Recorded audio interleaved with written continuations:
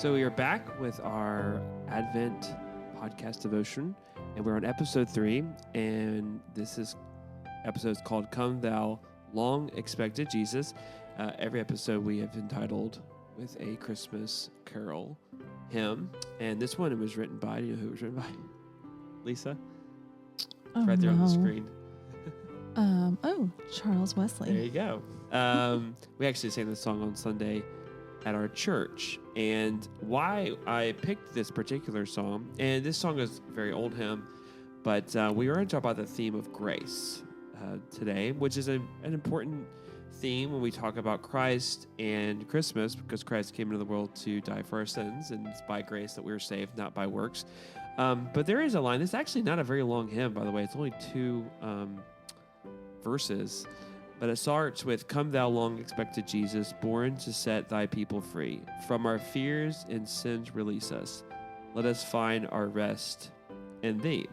And later on in verse 2, it talks about Christ the King, born to reign in us forever. Now thy gracious kingdom bring. And so these topics of God's grace on sinners and that Christ being a king is actually a major thread in talking about the character of Jacob. And Jacob, if you don't know, is a character in the Bible that had to wait a lot, actually, which, again, are major, the idea of the waiting people. God's people are waiting people. And so I want to talk about Jacob. And am I talking too loud? Okay, sorry. Oh, sorry, go ahead. Well, talking about this song, it's funny, I don't think I've really thought of it as a Christmas song, but in the car today, I was with the little kids and was like, we need to listen to some Christmas music. What do I have on my Christmas playlist? And I was like, oh, that's right. I have this like Christmas kids playlist. And it was really just the Getty Kids Hymnal Family Carol Sing is the album from Keith and Kristen Getty.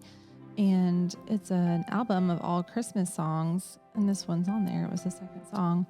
So yeah, for some reason I've never thought of it as a Christmas song, but it is a good one. Yeah, it is. It kind of does. And interesting enough about Christmas hymns or Christmas carols is that a lot of them could be sang throughout the year, and actually, and we will maybe talk about this when we use this song later on.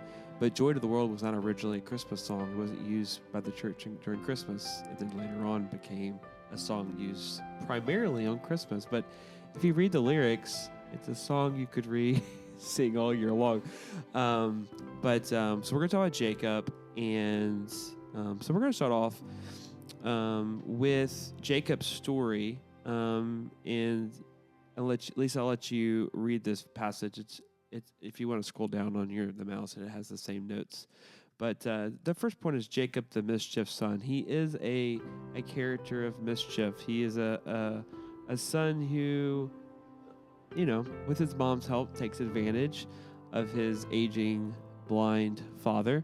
And so yeah, why don't you read? We're going to kind of introduce him and then talk more about how he fits the Christmas story. Yeah, it's from Genesis 27, verses 41 through 46. Now Esau hated Jacob because of the blessing with which his father had blessed him. And Esau said to himself, the days of mourning for my father are approaching. Then I will kill my brother Jacob. But the words of Esau, her older son, were told to Rebekah. So she sent and called Jacob, her younger son, and said to him, behold, your brother Esau comforts himself about you by planning to kill you. Now therefore, my son, obey my voice. Arise, flee to Laban, my brother in Haran, and stay with him a while until your brother's fury turns away, until your brother's anger turns away from you and he forgets what you have done to him. Then I will send and bring you from there. Why should I be bereft of you both in one day? Then Rebekah said to Isaac, I loathe my life because of the Hittite women. If Jacob marries one of the Hittite women like these, one of the women of the land, what good will my life be to me? It's very dramatic. I like that. Yeah. If you don't mind, tell us where we've how did we get to this point in Jacob's life? There's not Jacob stole his blessing of Esau. That's right. And they just tricked, like you said, they tricked their father. And, Esau went hunting and Jacob's like, his mom, like, here, I'll make this stew and go bring it into him quickly. His dad's like, well, that was kind of quick. But because I guess his senses were so dim, he could not see or... He was blind. Yeah. And he thought he was maybe being tricked, but then Jacob was a good trickster, and he like wore his brother's clothes and even put fur on his hands to make him seem hairy like his brother. So he stole his blessing. And also there's a piece where Esau didn't really value his blessing because it goes before that. He was like came in starving after hunting, and he's like he wanted Jacob's food, and he's like, give me your blessing. Or is a blessing that he asked for. That's right. Yeah. And he's like what is that to me? I'm going to die if I don't eat. He's like, okay, fine. Yeah, give me the stew for some blessing, or for my blessing as the older brother. And then he like resented him after that. So there is a piece where Esau didn't really value that and let it go for some food. And, Jacob is, we know in the story, he is the son that the promise is going to go through. Even though he wasn't the firstborn, he was the secondborn by just moments. He grabbed onto his brother's heel. And Jacob deceives, with his mother's help, deceives his father to steal something from his brother. And we see, as you read, Esau wants to kill his brother. Kind of going back to the Cain and Abel story, like kind of come up again. These two brothers that are feuding with one another.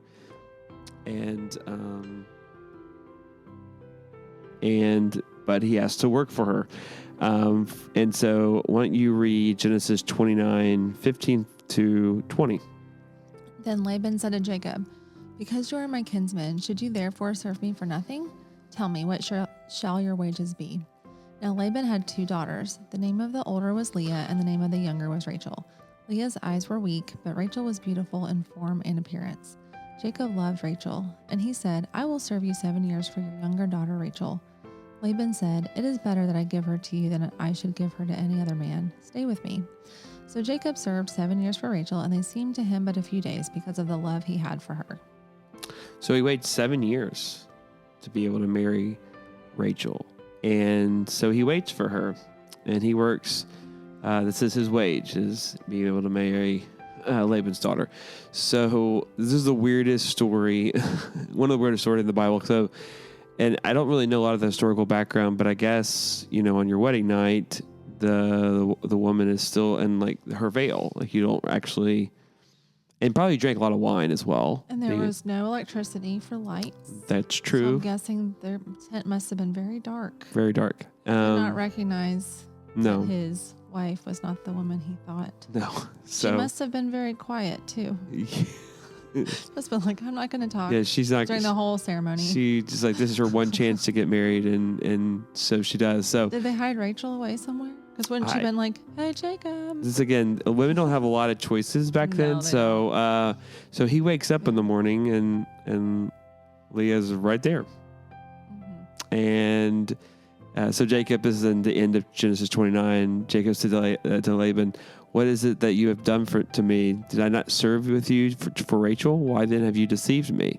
Laban said, it's not so done in our country to give the younger before the firstborn. Complete the work of this one, and we will give you the other. Also in turn for serving me another 7 years. So now Jacob has to work another 7 years to be able to marry the woman he wants to marry, which is Rachel. And Jacob agrees to do so, and he completed... it says he completed her week, and then Laban gave him his daughter, Rachel, to be his wife. And Laban gave his female servant to his daughter, Rachel, to be her servant. So he ends up waiting 14 years to be ready to marry Rachel. And he actually works another 6 years for Jacob after he's married his 2 daughters. So he's worked for him for 20 years as a part of his kind of working for Laban. But he waits a long time to be able to marry the woman he loves, right? The one he wants to marry, which is Rachel. And then Leah's kind of thrown in there as a part of the deal.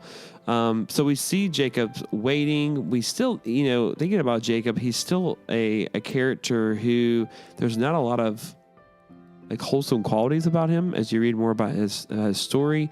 He kind of deceives Laban with the sheep to be able to take some of his wealth away.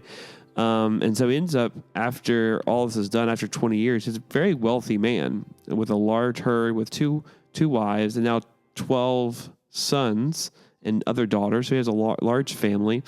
But he's still some of this character that doesn't have a lot of wholesome qualities about him. And he's still the one who is hated by his brother. And we're about to get to that part of the story. So do you mind reading Genesis 32, verse 10? I am not worthy of the least of all the deeds of steadfast love and all the faithfulness that you have shown to your servant. For with my only staff I crossed this Jordan, and now I have become 2 camps. So basically, he is hearing that his brother is looking for him. And so we get to this point where he's afraid of his brother, Esau, and he's afraid his brother's coming to kill him, right? Because that's kind of how the story ended when he left his home. So he really is crying out to the Lord for relief, for refuge, and he's basically saying he is a man who he's not worthy of God's love and faithfulness. And so we get to the next part of the story where he wrestles with the Lord and he asks the Lord for blessing. And really what he's asking for the Lord is for protection, for his security over him, he's afraid of his brothers coming to kill him. And we see later on, that's pretty prominent part of Jacob's story, that now he makes peace with his brother. He is a wealthy man, and this is what God says to him in Genesis 35, 9 through 15. If you want to read that, Lisa. God appeared to Jacob again when he came from Paddan Aram and blessed him. And God said to him, your name is Jacob. No longer shall your name be called Jacob, but Israel shall be your name. So he called his name Israel. And God said to him, I am God Almighty. Be fruitful and multiply. A nation and a company of nations shall come from you, and kings shall come from your own body. The land that I gave to Abraham and Isaac I will give to you, and I will give the land to your offspring after you. Then God went up from him in the place where he had spoken with him. And Jacob set up a pillar in the place where he had spoken to him, a pillar of stone. He poured out a drink offering on it and poured oil on it. So Jacob called the name of the place where God had spoken with him Bethel. So God reassures Jacob that the promise that he made to Abraham, that God was still committed to, that God was going to fulfill that promise, even though Jacob, and again, going back to the story with Jacob and his father Isaac and his brother Esau, Jacob took things in his own hands. And his mom helped him do this, deceiving his father to get their blessing, to get their inheritance, even though God had already promised that he would give this to him. And we see later on in the story that, with the wrestling with God and how God, damaged his hip, as we see, but also he's promising him that he is going to be faithful to him, even though he doesn't deserve it. God provides him grace, right? And actually, not to focus on this part of the story too much, because I want to get to the end here, but even when his family there's famine going on in the land, his son that he loves the most, Joseph, was, sold into slavery. He thought he was dead, right? Joseph's brothers tried to get him killed and then sold him into slavery. But God actually sent Joseph ahead to be the governor over Egypt so that they could buy grain and be able to feed themselves. So God was still protecting them and watching over Jacob and his family. God was still committed to his promises, and God was providing grace and love to his family, even though, again, his family was messed up. His sons were not the greatest, right? It will lead several different episodes of Jacob's sons' lives where they were not good men, and yet God was still providing grace. So we see at the end of Jacob's story, this is before he dies, he's blessing his sons, and very similar to what Isaac did to him, but he says this about one of his sons, Judah. It's his fourth son by Leah. Could you read that, Lisa? It says 49, 8 through 12. Judah, your brothers shall praise you. Your hand shall be on the neck of your enemies. Your father's sons shall bow down before you. Judah is a lion's cub. From the prey, my son, you have gone up. He stooped down. He crouched as a lion and as a lioness. Who dares rouse him? The scepter shall not depart from Judah, nor the ruler's staff from between his feet, until tribute comes to him. And to him shall be the obedience of the peoples. Binding his foal to the vine and his donkey's colt to the choice vine, he has washed his garments in wine and his vesture in the blood of grapes. His eyes are darker than wine and his teeth whiter than milk. So this passage is really important when we think about Jesus and his kingship. Jesus comes from the line of Judah. And in this blessing, again, this is a long time before Jesus. This is the time of Jacob. But he says about Judah, the fourth son, that the scepter shall not depart from Judah, nor the ruler's staff from between his feet. So talking about that through this son, the line of the kings will come from him, even using terms like lion's cub. He crouches as a lion, as a lioness who dares rouse him, which Jesus is mentioned in Revelation as the lion, right? And so this language is to help us understand that even though, again, even Judah in particular, if you go back to his story, he sleeps with his daughter-in-law and has a child with her. And because he thinks she's a prostitute. And this, again, showing that God has grace on sinners. Even in the line of Jesus, Jesus comes to save sinners. And his genealogy is full of sinners. We know that King David comes from this line. 1 Samuel chapter 17, his father Jesse is from the line of Judah. And then we see in Matthew 1, 2 through 3. Again, the genealogy of Matthew. We talked about the song that Andrew Peterson has, which is a great song. If you want to listen to a kind of unique Christmas song, it's that one on the Blessed. Called Matthew's Begats. That's right. The Behold the Lamb album by Andrew Peterson. But Andrew was the father of Isaac. And then we see that Jacob, the father of Judah. And Judah, the father of Perez. So we see again, and then of course in Revelation 5:5, and one of the elders said to me, "Weep no more. Behold, the Lion of the tribe of Judah, the root of David, has conquered, so that he can open the scroll and its 7 seals."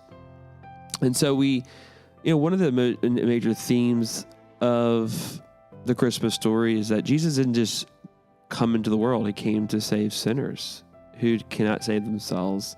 So the baby lying in a manger is a sign of God's grace. And we see throughout Scripture. And Jacob's story, I think, quite well is God's grace on Jacob and God's grace on his family. And I think that's an important theme to look through when we think about Christmas. And you can pull the whole Bible story together when you see that God, through this, is fulfilling his purpose and plan. Mm-hmm. So, he knew from the beginning he'd be sending his son and working through these people, this family, to then bring Jesus into the world. It goes back thousands of years where we see him fulfilling that purpose. And we get to see it on this side of Jesus' birth and death and resurrection. They just knew these promises were being given to them. They didn't know when it would be fulfilled. Mm-hmm. There was a lot of time, but they had to wait. Mm-hmm. And waiting for a Redeemer who would save them from their sins.